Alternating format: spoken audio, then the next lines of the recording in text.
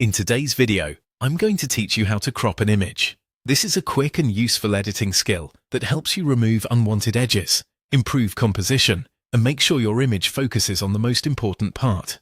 To get started, click your image one time so the top toolbar appears. This lets the editor know that the image is selected and ready to be adjusted.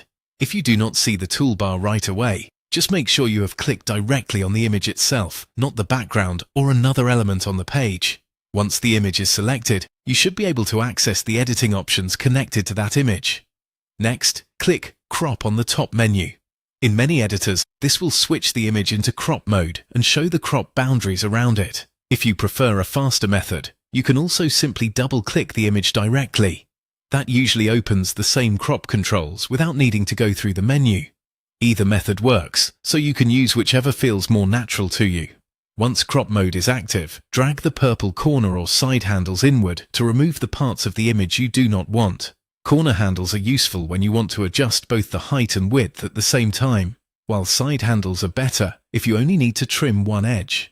As you drag, pay attention to what remains inside the crop area, because that is the part of the image that will be kept. Take your time here so you do not accidentally cut out something important.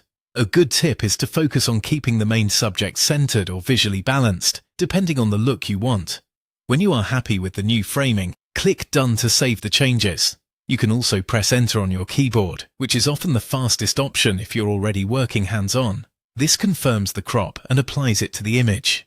And that's it. With just a few simple actions, you can quickly clean up an image and make it look more polished. Cropping is one of the easiest ways to improve visual content, especially when you want to remove distractions and guide attention exactly where it should go.